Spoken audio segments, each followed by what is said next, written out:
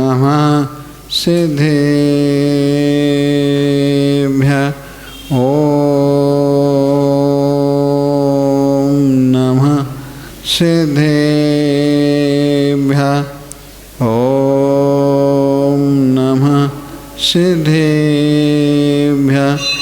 नमो हरियन्ताणं नमो सिद्धाणं नमो आयर्याणं नमो वैच्छायाणं नमो लोये सवसाहुणं तेन भुवन में सार वीतराग विज्ञानिता शिव स्वरूप शिविका नमः त्रियोगी समारिकी। एक है आदिनाथ भगवान की, चंदापुर भगवान की, शांतिनाथ भगवान की, बोले मल्लीनाथ भगवान की, बोले पाशनाथ भगवान की, 24 तीर्थंकर भगवान की, परम पूज्य आचार्य श्री विमल सागर जी महाराज की, आचार्य श्री हनुमति सागर जी महाराज की, आचार्य विराग सागर जी महाराज की जय, पट्टाचार्य आचार्य विश्व सागर जी महाराज की जय, आचार्य श्री विभव सागर जी महाराज की, बोलो दास्तान जनमानी माता की जय।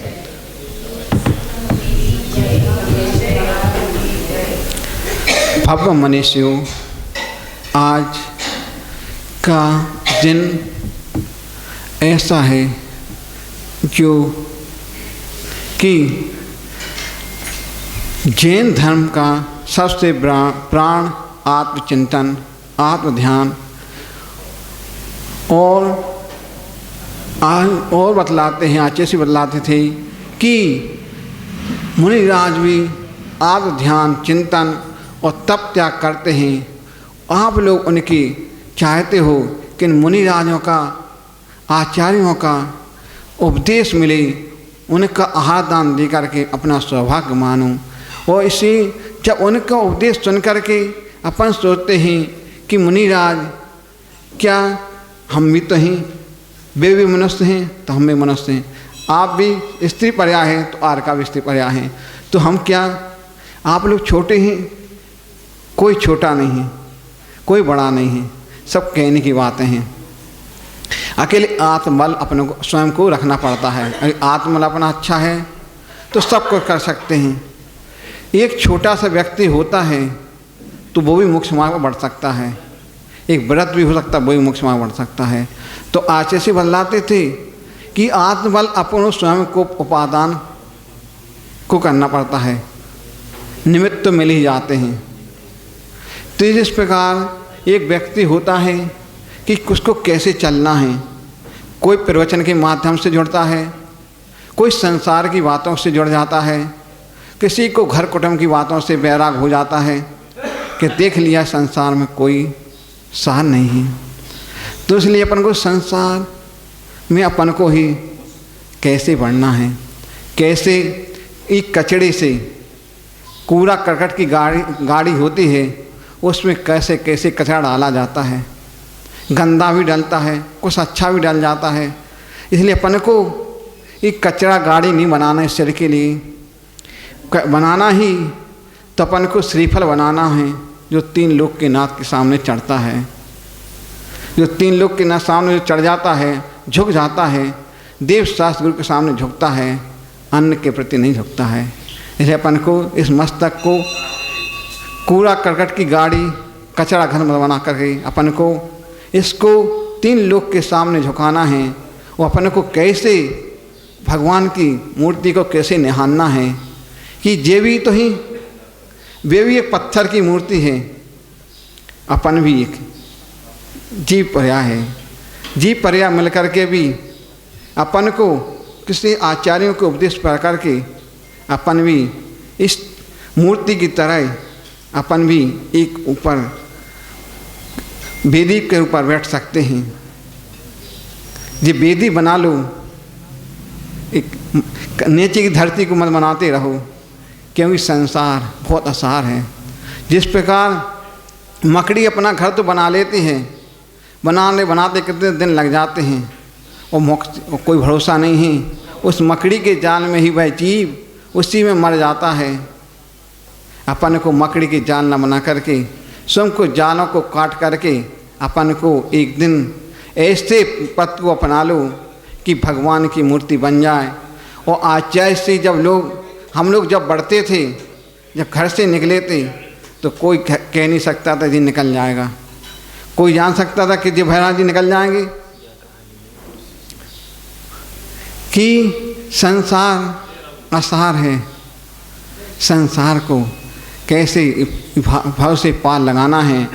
और आचार्य बतलाते हैं कि सभी के पीछे मात्र एक कल्याण की भावना छिपी रहती है, परंतु अधिकांश प्राणी जगत में जन्म मृत्यु की बातें करता रहता है, संसार जीवन बिताता है, संसार को देखता है, संसार को देख लेता है।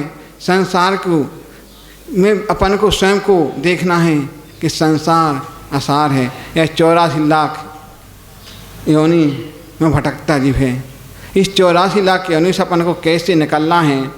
और संसार में जीवन बताता है, संसार को देखता है, संसार में घूमता है, लेकिन एक काम शेष रह जाता है वो जीव का कि मैं अपना आत्म कल्याण कैसे करें, कैसे कहें। वो पश्चाताप होता है जीव को कि पश्चाताप तो करता रहता है, अकेले वो पश्चाताप का कोई भरोसा नहीं है, रह जाता है। इसलिए पश्चाताप का भरोसा न होकर माँ अपने आत्म कल्याण की जिंदगी प्राणी हर चीज़ की कीमत करता है। जिस प्रकार अपन रुपये धन की कीमत करते हैं, उसी का अपने आत्म कल्याण की कीमत करना है कि कैसे अपन इससे अपने कल्याण मूल्यांकन की तरफ कि जीवन में आत्म कल्याण की कीमत नहीं होती। आत्म कल्याण सत्य प्रवचनों में सुनते रह जाते हैं कि महाराज जी कैसे थे, कैसे सुनाते थे, वो नहीं रह जाए कि आप लोग दिन बोलते हैं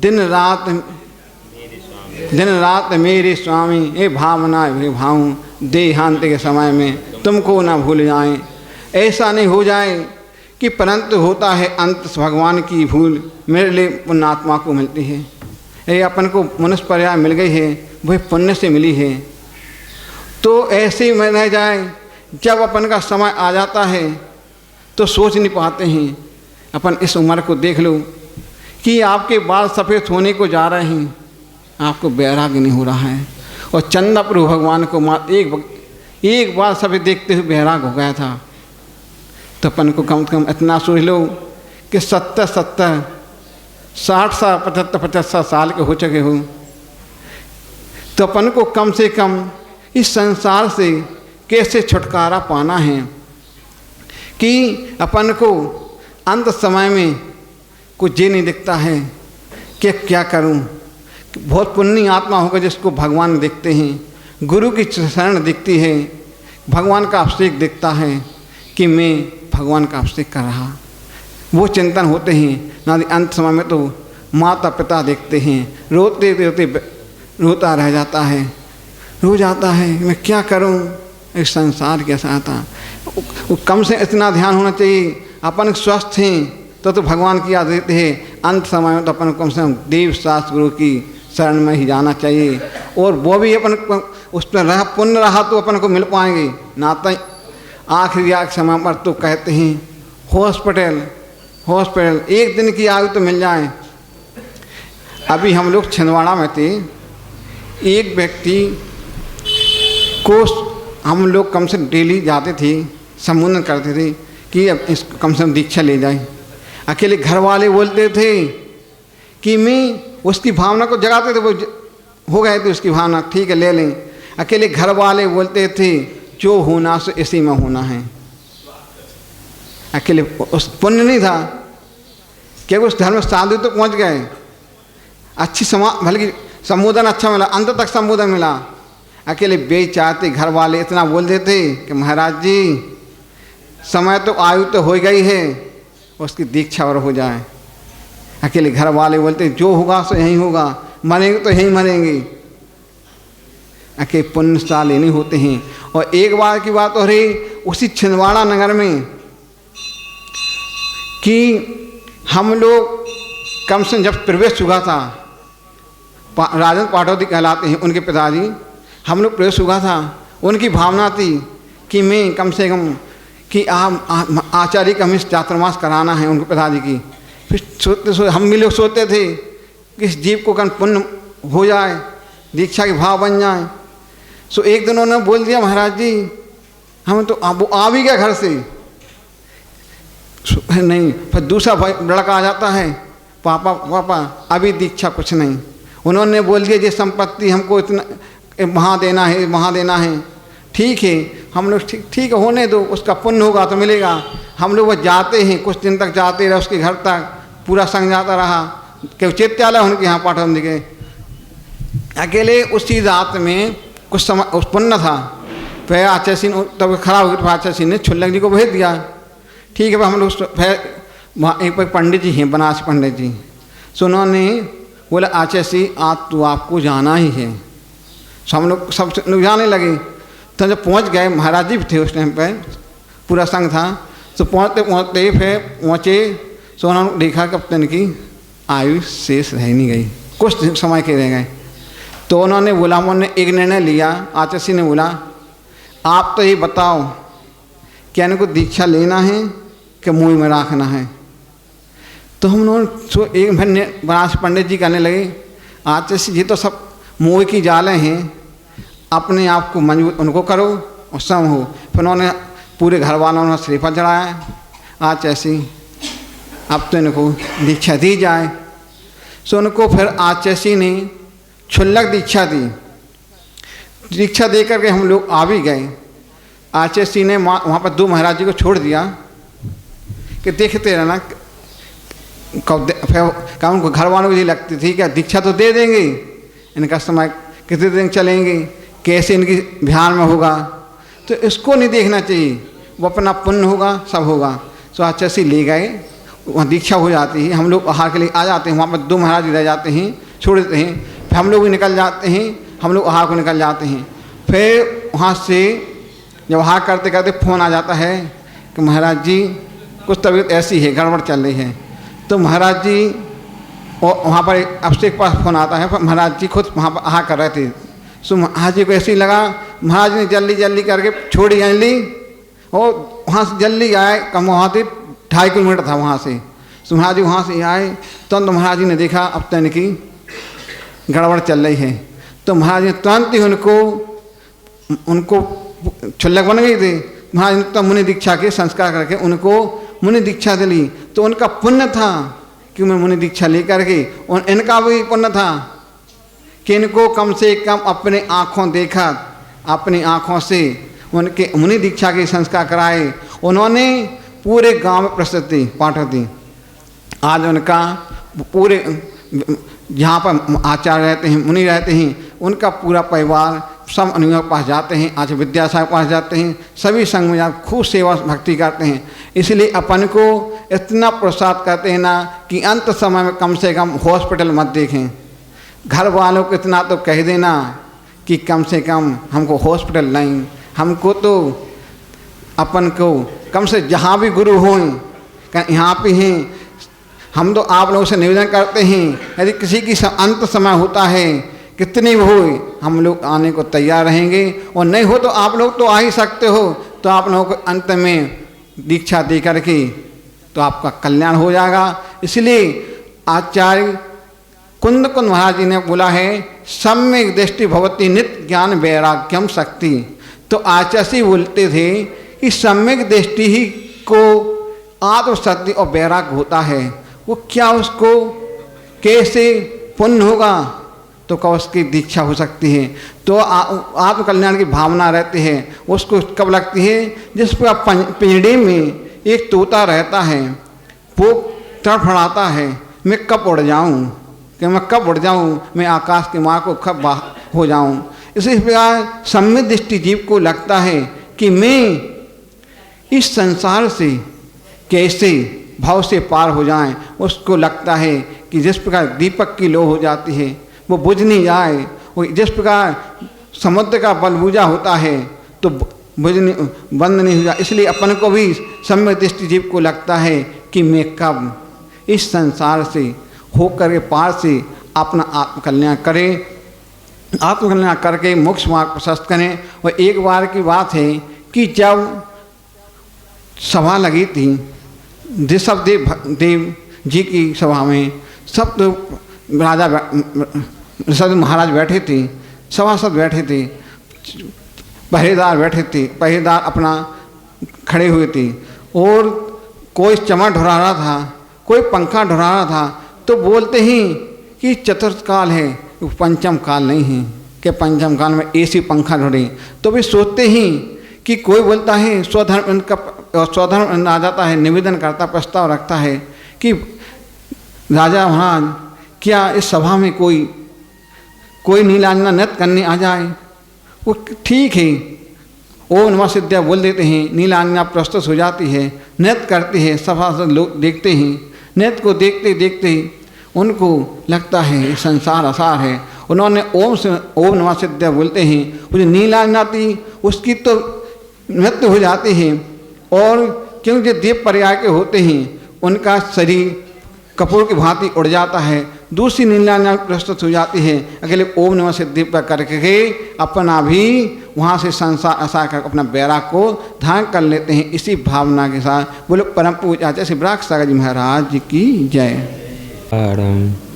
नमो सिद्धाणं नमो आयरीयाणं नमो वच्छायाणं नमो लोये सवसाहुणं। मेरे पवित्र मन में गुरुदेव आओ, मैं शास्त्र वाचन करूं प्रतिभा जगाऊं। अरिहंत भासित सभी श्रुत देवताओं, क्या बोलना अब मुझे तुम ही बताओ, क्या बोलना अब मुझे तुम ही बताओ।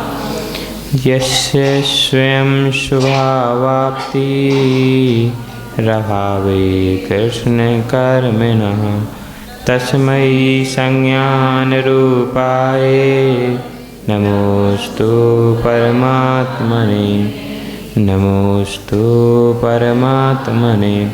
अनंत अनंत सिद्ध पंच परमेष्टि भगवान की, कल्याण कल्पद्रुम चिंतामणि पार्श्वनाथ भगवान की, शासनाय भगवान महावीर स्वामी की, परम पूजनीय आचार्य भगवंत श्री पूज्य पाद महाराज की, परम पूजनीय दादा गुरुदेव श्री विराग सागर जी महाराज की, परम पूजनीय आचार्य भगवान श्री विशुद्ध सागर जी महाराज की, संयम प्राण प्रदाता भगवान विभव सागर जी महाराज की, अहिंसामयी विश्व धर्म की।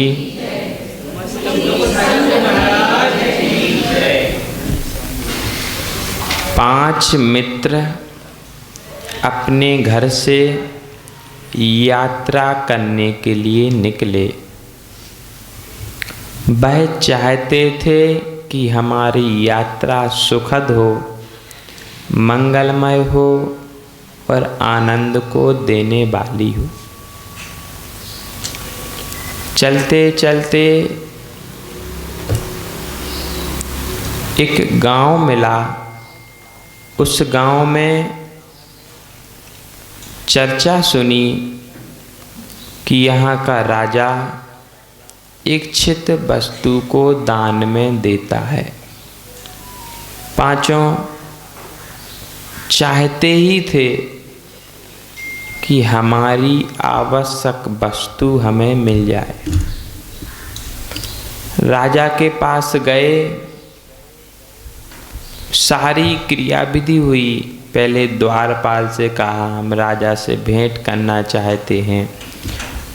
आज्ञा आई, भीतर गए, इच्छित वस्तु मिल गई। तो तीन को तो तत्काल वस्तु दे दी, लेकिन दो व्यक्तियों को रोक लिया। कहा आपको जो वस्तु चाहिए वह अभी उपलब्ध नहीं है, लेकिन हमारे द्वार पर जो व्यक्ति आता है बिना सामग्री लिए नहीं जा सकता, इसलिए आप ठहर जाओ। तीन को रवाना कर दिया और दो को ठहरा लिया। वह तीन मित्र विचार करने लगे कि हम अपने 2 मित्रों को छोड़ कर के आगे नहीं जा सकते, इसलिए राज्य के बाहर हम भी विश्राम कर लेंगे। 3 मित्र में से 2 मित्र तो एक पेड़ के नीचे छाया में बैठ गए, लेकिन एक मित्र धूप में ही खड़ा रहा। उसका कहना था, जब तक 2 मित्र नहीं आ जाएंगे तब तक मैं आगे नहीं जाऊंगा। उन 2 छाया में खड़े हुए व्यक्तियों का भी यही कहना था कि जब तक राज्य के अंदर से हमारे दोनों मित्र नहीं आ जाते तब तक हम भी आगे नहीं जाएंगे। बस अंतर इतना था, 2 छाया में थे, एक धूप में था। अब आपसे प्रश्न ऐसा है कि कष्ट किसको अधिक होगा? जो धूप में खड़ा था उसको कष्ट होगा कि जो छाया में था उसको कष्ट होगा? बस एक कोपर गांव की समाज है, मोक्ष मार्ग तक जा रही है। कुछ लोग तो छाया में खड़े हो गए, लेकिन ज्यादातर समाज धूप में ही खड़ी हुई है। ये पंच की माँ और ये बालचंद जी, उनकी घर से माँ भी हैं, वो एक दादी हैं, और कोई दिख रहा क्या? एक ये दादी है, एक वो दादी है।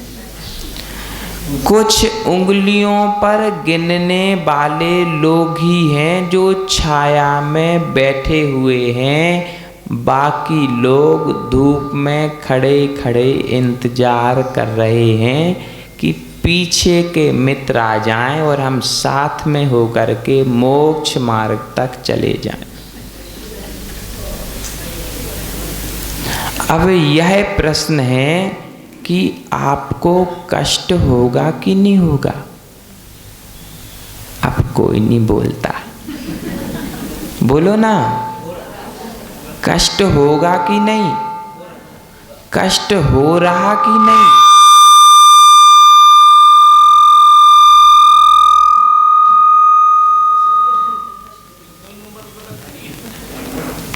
कष्ट अभी हुआ था जब बहुत तेज आवाज आई थी, तब कष्ट हुआ था। मतलब यह है कि यदि कर्णों को अप्रिय ध्वनि मिल जाए तब भी कष्ट होता है, तो फिर धूप में खड़े रहोगे तो कितना कष्ट होगा? आचार्य देव बतलाने का प्रयास करते हैं, हाथ जोड़ के बोलेंगे, वरम वितई पदम देवम, वरम वृतई पदम देवम, नारवृतैवत नारकम, नावृतैवत नारकम, छाया तपस्थयोर्भेदा, छाया तपस्थयोर्भेदा, प्रतिपालयतोर्महान्,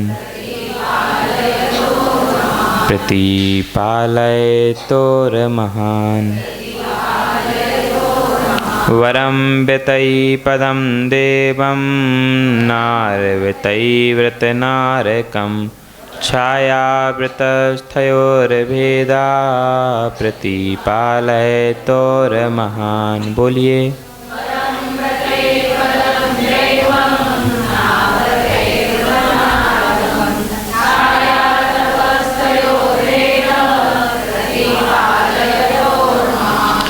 वरम वितई पदम दैवम,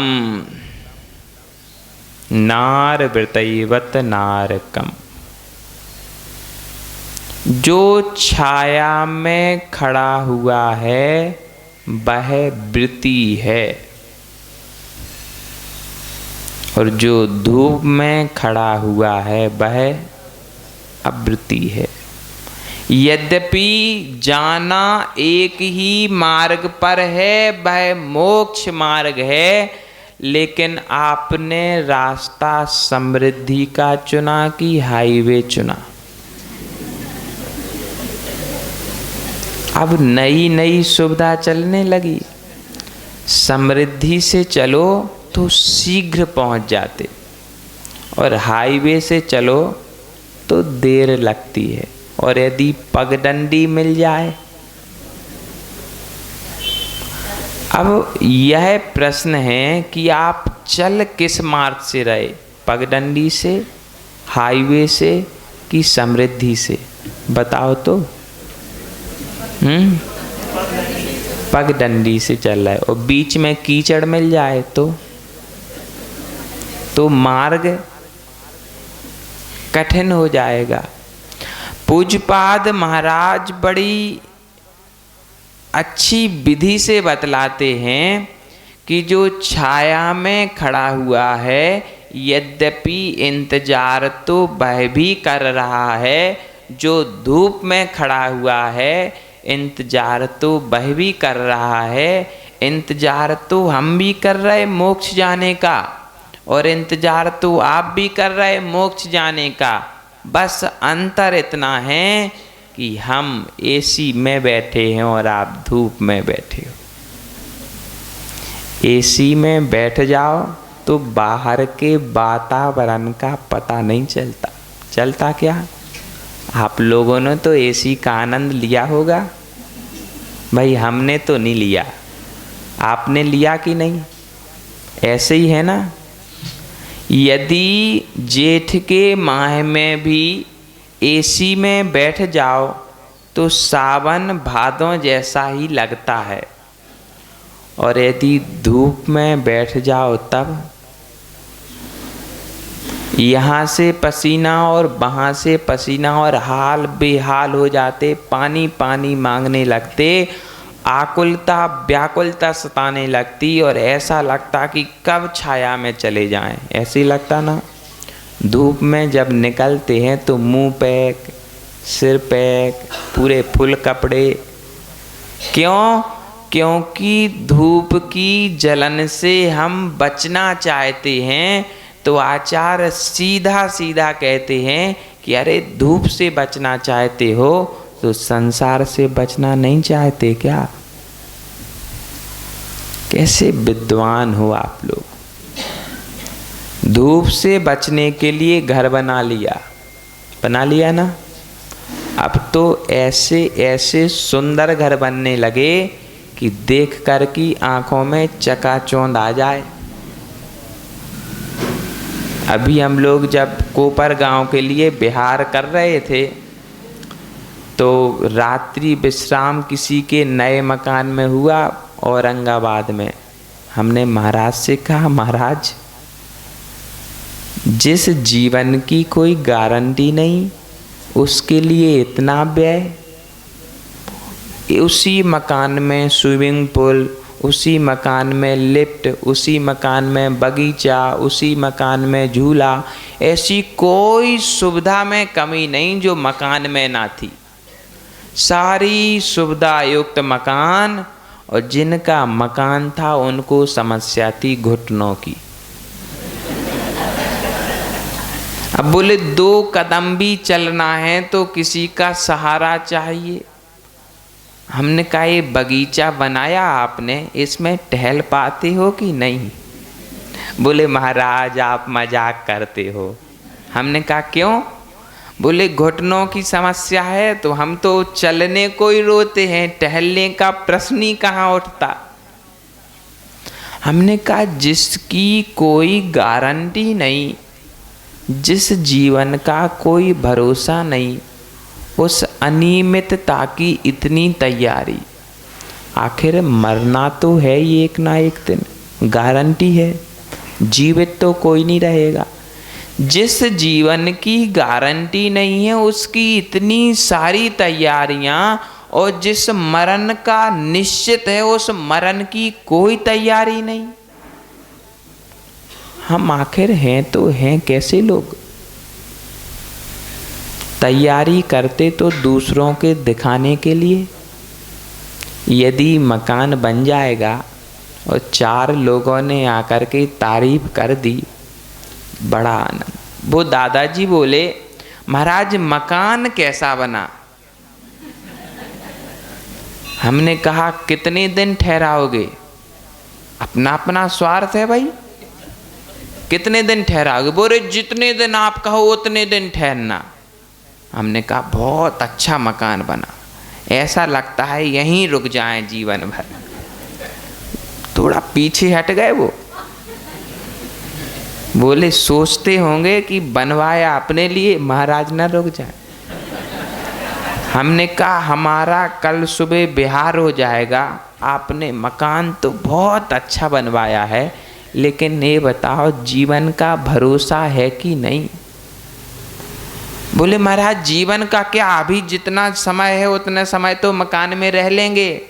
यदि किसी ने कह दिया कि मकान बहुत अच्छा बनवाया तो बस हमें शांति मिल जाती है। आपने कह दिया, गुरु ने कह दिया, अब किसी की आवश्यकता ही नहीं। गुरु ने कह दिया मकान बहुत अच्छा बनवाया, हमारा जीवन सफल हो गया। हमने कहा हम तो यूं भी कहते हैं कि अब जीवन सफल करने के लिए कुछ प्रयास करो, नहीं तो चले जाओगे, कोई याद भी नहीं करेगा। ये मकान है ना, इस पे कब्जा कर लेंगे घर वाले और वो फोटो लगाएंगे तो अब स्टैंडर्ड में फोटो भी नहीं चलती। बोले दीवार क्यों गंदी की जाए, फिर क्या करोगे? बोले महाराज आप तो मेरा उत्साह गिरा रहे हो। 5 वर्ष से काम लगा है, 5 वर्ष में ये बन के तैयार हुआ है। अभी अभी शिफ्ट होना था तो सोचा गुरु को रोक दें, मुहूर्त हो जाएगा फिर हम रह लेंगे। आपने तो ऐसा मुहूर्त किया कि मन ही खराब कर दिया।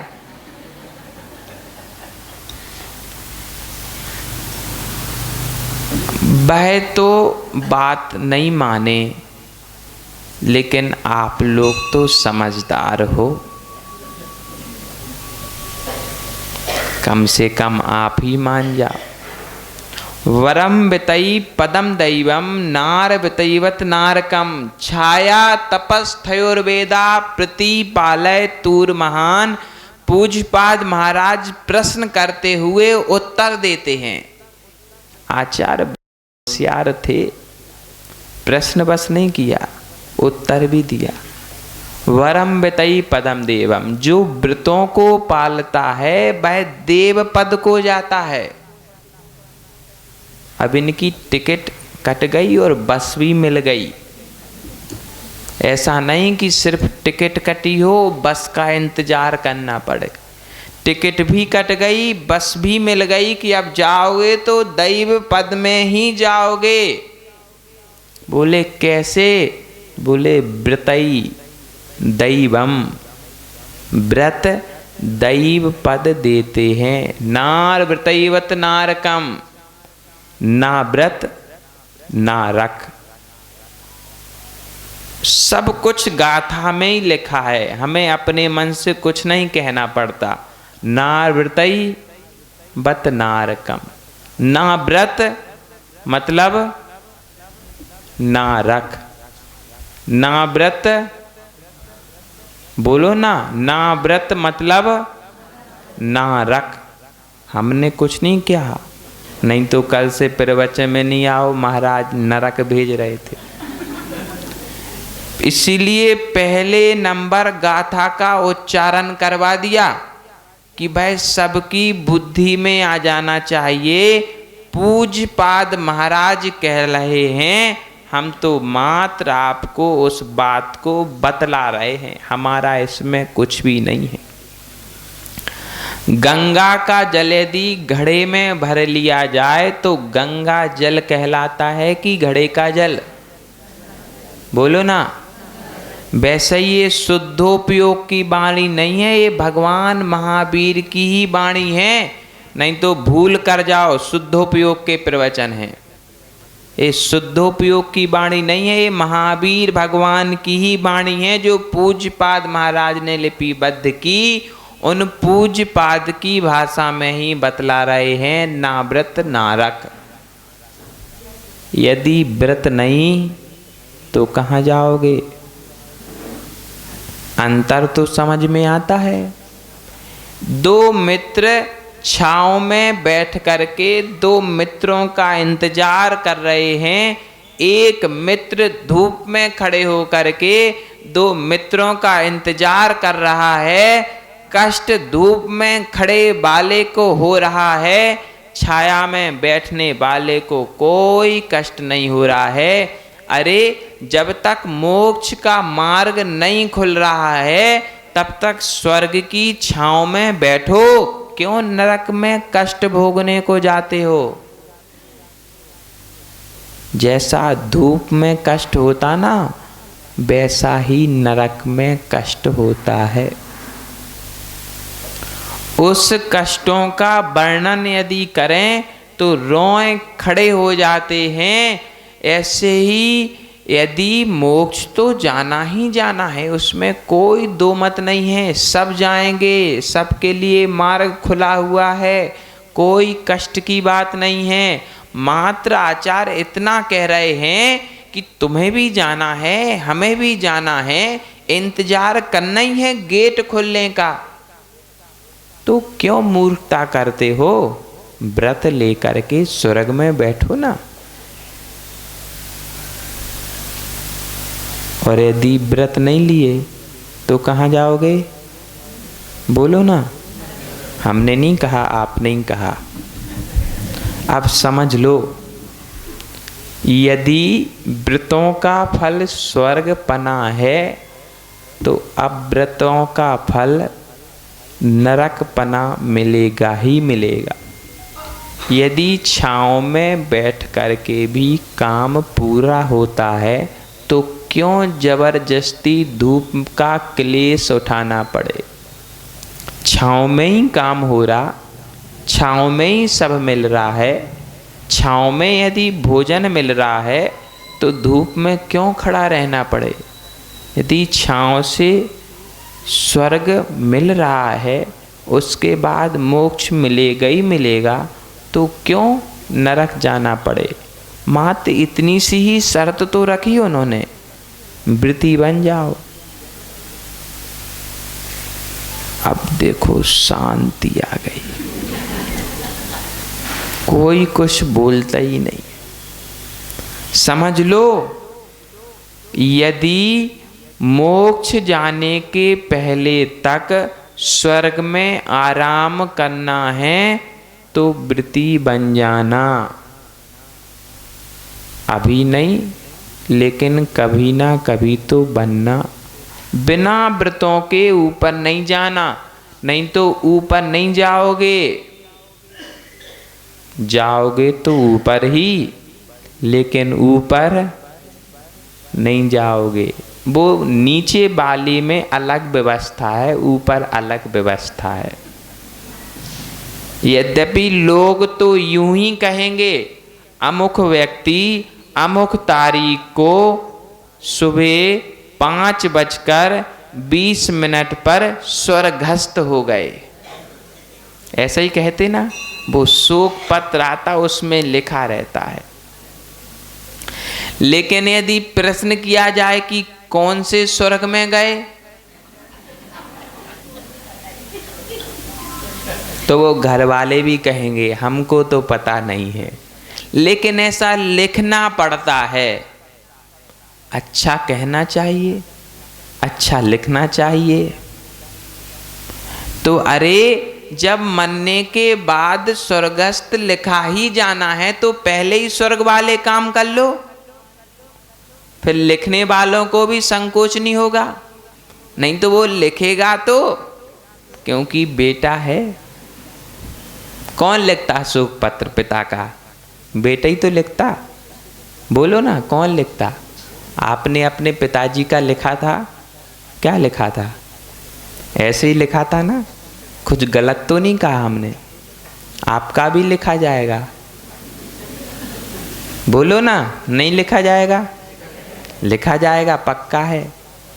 लेकिन यदि जाना ही है, लिखा जाना है स्वर्गस्थ, तो पहले से ही काम कर लो, कोई चिंता की बात नहीं। एक बड़ा अच्छा प्रसंग आया है, ये जो डॉक्टर दगड़े जी हैं, इन्होंने एक लब्धि सारजी ग्रंथ लिखा है, जो पूज्य आचार्यों ने अपनी करुणा और वात्सल्य से हमारे उपयोग को स्वच्छ और निर्मल करने के लिए करणाने योग के शास्त्र लिखे थे। वह उनने अपनी समझ के अनुसार और उस समय के लोगों की बुद्धि के अनुसार बहुत अच्छा लिखा था। यद्यपि उसमें परिवर्तन की आवश्यकता नहीं थी, किंतु हमारा दोष है कि उनकी सरल भाषा हम नहीं समझ पाते। महाराज ने तो कह दिया, जो व्रत पालेगा वो स्वर्ग जाएगा, जो अव्रत पालेगा वो नरक जाएगा, लेकिन हम नहीं समझ पाते। तो हमारे लिए और सहज और सरल कर दिया डॉक्टर दगड़े ने। लब्धि सार के उतने कठिन कठिन शब्दों को वो चित्र बना करके सहज कर दिया। 2000 वर्ष पहले जब भगवान पुष्पदंत भूतबली ने श्री धवलाजी ग्रंथ का लेखन अंकलेश्वर में किया था, तब समाज को इतनी प्रसन्नता हुई थी कि महाराज को तो हाथी पर नहीं बैठा सकते थे, लेकिन ग्रंथ को हाथी पर बैठा करके अंकलेश्वर में जुलूस निकाला गया था। जुलूस समझते ना, फेरी निकाली गई थी। फिर आकर के उस ग्रंथ की अष्टद्रव्य से पूजा हुई थी, और जिन्होंने लिखा था उनकी भी पूजा हुई थी।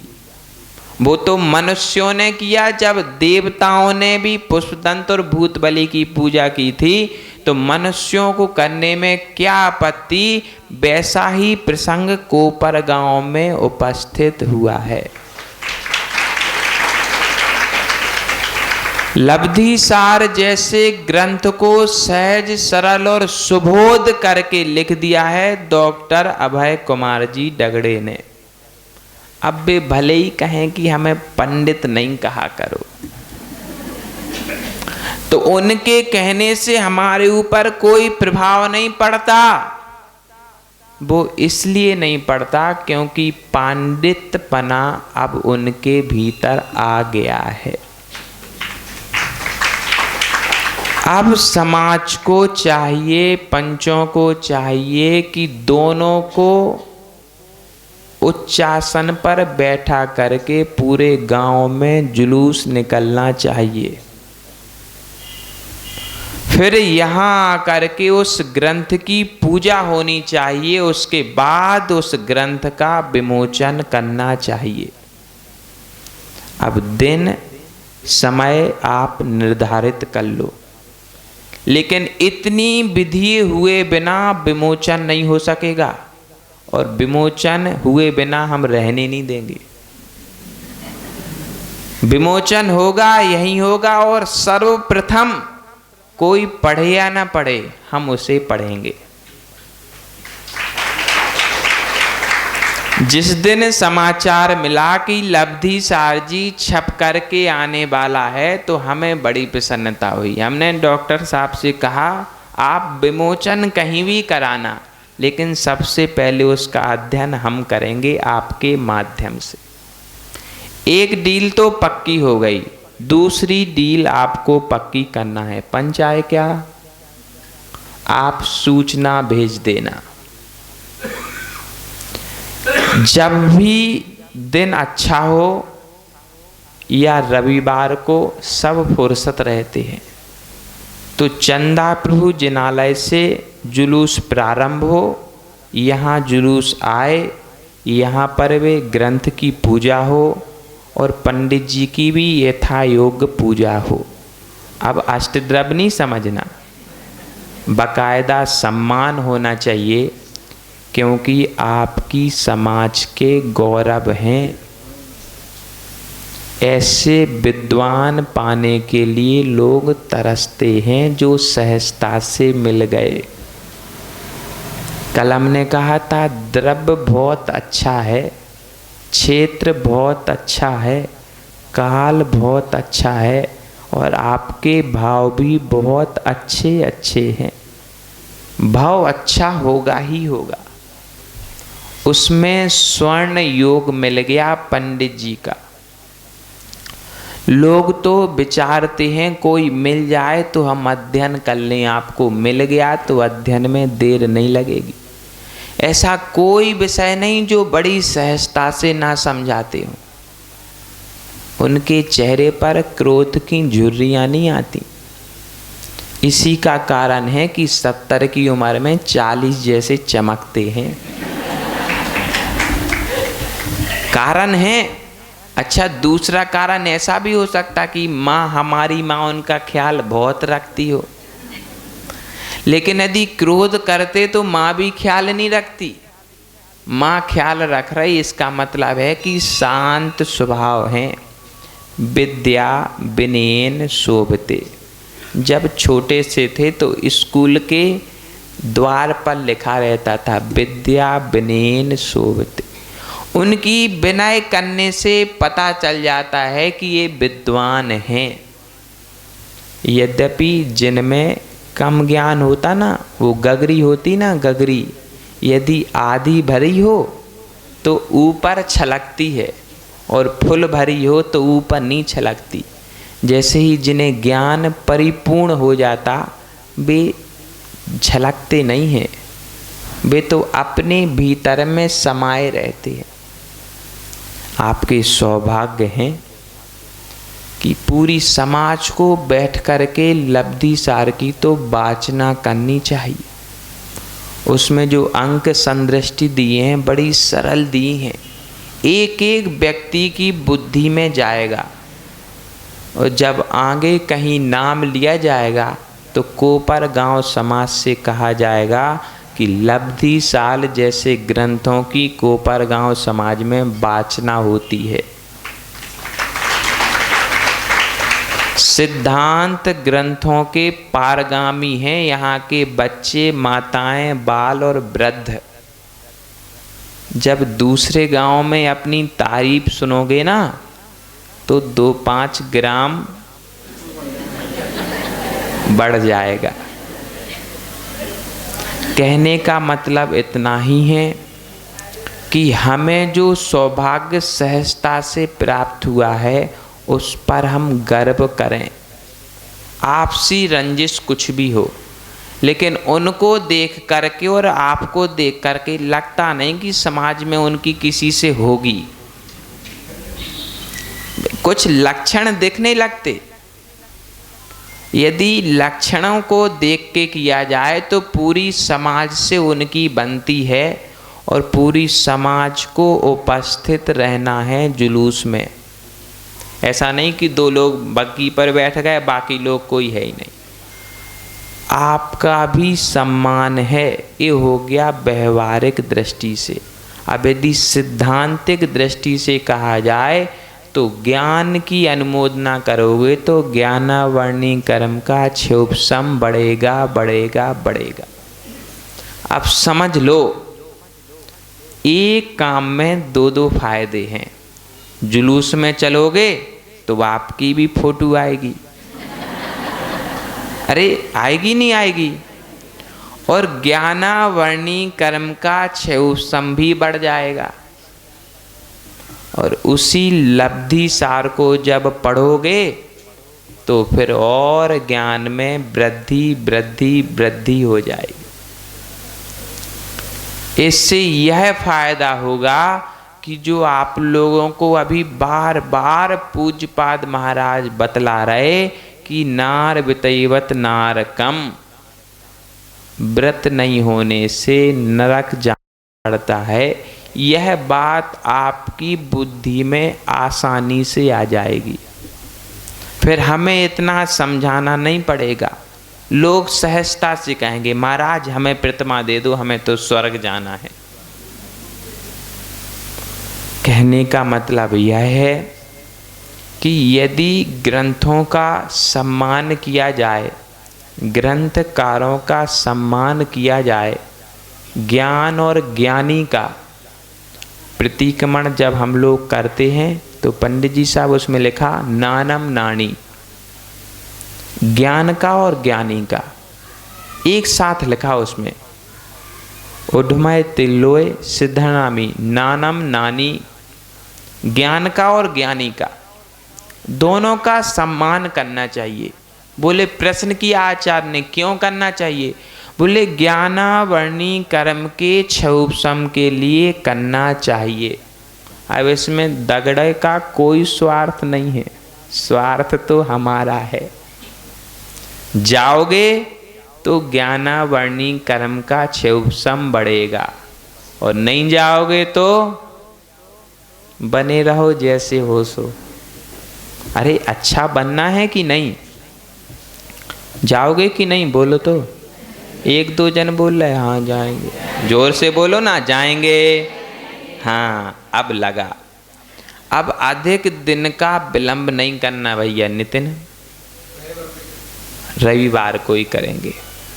एक व्यक्ति तैयार हो गया, आपके साथ इतने सारे लोग हैं, तब तक प्रचार और कर देना, क्योंकि ज्ञान का प्रचार करने से ज्ञान भी बढ़ता है, अज्ञान का प्रचार करने से अज्ञान बढ़ता है। तो क्यों ना हम अच्छा प्रचार करें, छठवें भाग का पुण्य लगेगा। उन्होंने सालों लिखा, मेहनत की, हमें बस ताली तो बजाना, अनुमोदना ही तो करनी।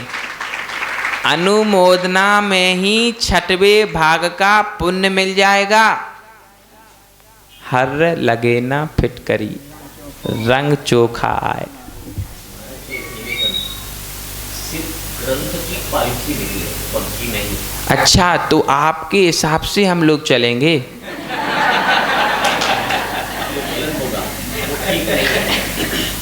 पालकी में अब हमें गलत और अच्छा समझाएंगे, बताओ हमसे बड़े हैं क्या ये?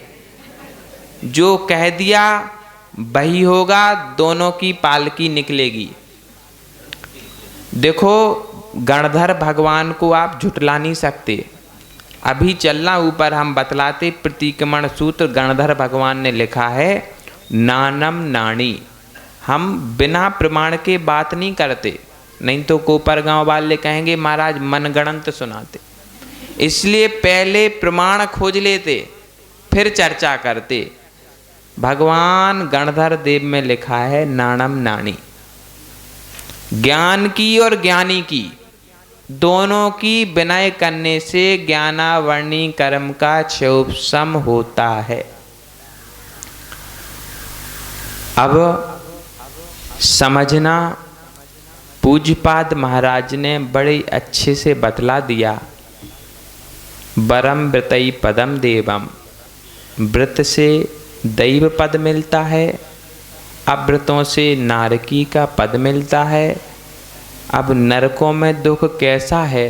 तो जैसे धूप में खड़े रहने पर कष्ट होता है, वैसे ही नरकों में दुख होता है। और पेड़ की छाया में जैसा सुख मिलता है, वैसा ही स्वर्गों में रहने पर सुख मिलता है। यद्यपि मोक्ष तो दोनों को जाना है, लेकिन हम क्यों ना छाया में बैठ कर के मोक्ष की यात्रा करें, तो सुविधा अधिक होगी, क्लेश नहीं उठाना पड़ेगा। पक्का है सब मोक्ष जाएंगे एक ना एक दिन, लेकिन थोड़ी सी किंचित बुद्धि लगा लें, ज़्यादा नहीं लगाना, थोड़ी सी किंचित बुद्धि लगा लें और वृत्ति बन जाएं, तो स्वर्ग के लिए टिकट कट जाएगी और स्वर्गों में बढ़िया आराम फरमाते हुए। डबल एसी वो ट्रेन में चलती ना, 3 AC 2 AC ऐसी कुछ चलती, अपन को पता नहीं है। तो उस एसी का आनंद लेते हुए जाओगे तो यात्रा का क्लेश, बस सबकी यात्रा मंगलमय हो, सब अपने अपने गंतव्य तक बड़े आराम से पहुँचें। आपका समय हो गया। परम पूज्य गुरुदेव विभव सागर जी महाराज की